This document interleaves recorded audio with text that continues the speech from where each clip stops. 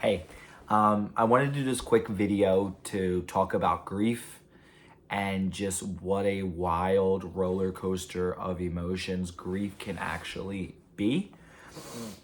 Just to give you a little bit of my history with grief, my first experience was I lost my grandmom, my mom's mom, in 2004.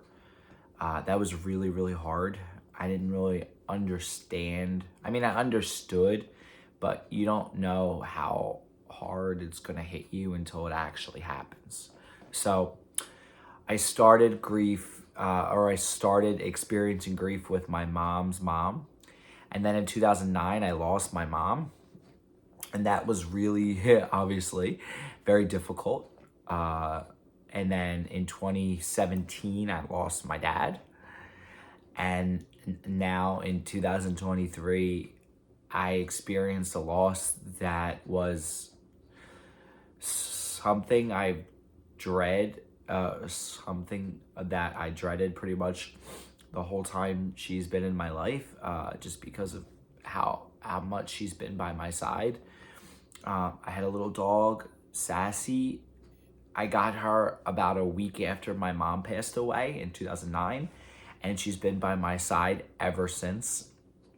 I've moved a ton since she has been brought into my life, probably upwards of 10 to 12 times I've moved, and she's been with me the whole journey. There was even once or twice where I couldn't have her with me and she stayed with a friend or family member, but she's always been in my life. She's always been there through my entire adulthood. I got her when I was 19 and I had just lost my mom, and I was in a very weird place. But reason I don't know, kind of hopping on here is just to give everyone a little bit of insight into what grief's been like for me. And maybe if you're experiencing grief, or if you're like, I haven't experienced grief, but I know I will at some point, because, you have people close to you. Everyone, in your life is going to pass away at some point. Oh, I just hit my phone. Is going to pass away at some point. Maybe it'll be before you do, maybe not. But you're going to experience some form of grief in some way or another, more than likely. So I think the main thing I've learned about grief is it hits everyone differently. It hits you at a moment's notice, sometimes a second's notice.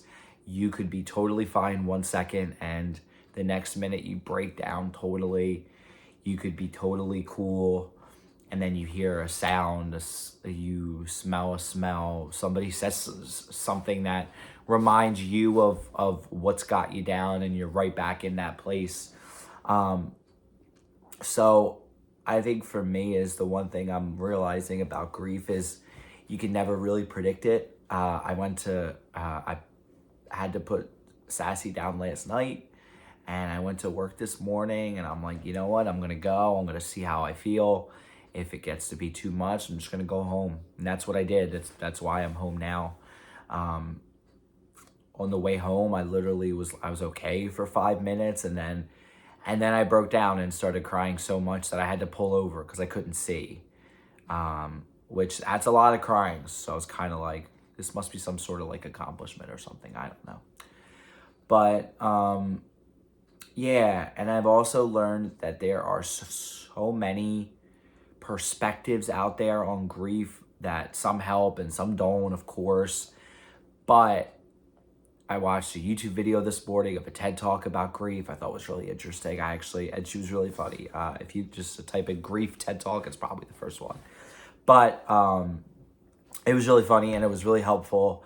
But there's so many different perspectives out there on grief. It's just something that truly hits everyone differently. So if you're going through grief or right now, give yourself the time to figure out what you need, because it's not going to come right away, most likely. And it might not even come at all. It might just be ever changing, constantly changing what you need and what you have to give yourself. And keep trying to find what makes it better for you, and honor the people or animals or whatever you're grieving, honor in the way that you need to. There is no right or wrong. Like I kept going back and forth. I don't know if I should go to work today. I don't know if I should go in. And my wife had said, it's just, there is no should. It's just, if you want to, great. If you don't feel like it, okay. If you want to go in and see how it goes, then go for it. But I don't want to ramble too much. I just wanted to come on and talk about that. The other thing I wanted to just kind of open up about and get really real about is there was a time when Sassy was, I feel like I've always had people who've had my back, but Sassy was my number one. She was my partner. She was my little buddy. She was with me through everything, and I knew that she was a little bit older. Even when I got her, she was a little older. I still don't know how old she actually was, but there was a time when I really felt like she was my best friend and the person, or not the person, the dog who was by my side through everything. And when I lost my mom and I wasn't as close with my dad and I was moving around all over the place, I used to be really depressed a lot, and Sassy was always there. She was always my buddy. And I remember there's been times where I've thought to myself, when she passes away, I don't know how I'm ever going to handle it. I don't know what I'm going to do. I'm going to break down. I'm not going to be able to recover. And I don't know where I'd be right now if I had to put her down and I didn't have my family, I didn't have my daughter, I didn't have my wife, I didn't have all the people who love and support me and have my back. I don't know where I'd be. And I guess what I'm trying to say is, if you are watching this video and you're going through grief or any sort of emotion where it feels like this is the end for you, please don't let it be.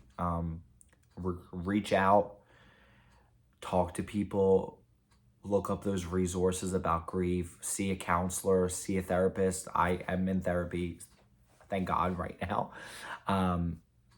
But reach out, speak to somebody, and talk to someone, because there are people out there who care about you. And like I said, if I didn't have my mom, I didn't have my dad, I didn't have the family I have now, and I lost my dog, I don't know where I would be. I would probably be in a very dark place right now, but I'm not, thank God, because of my family and my daughter and the ones I have to be here for, So if you're watching this, please don't worry about me. I have a daughter, I have a wife that I have to be here for.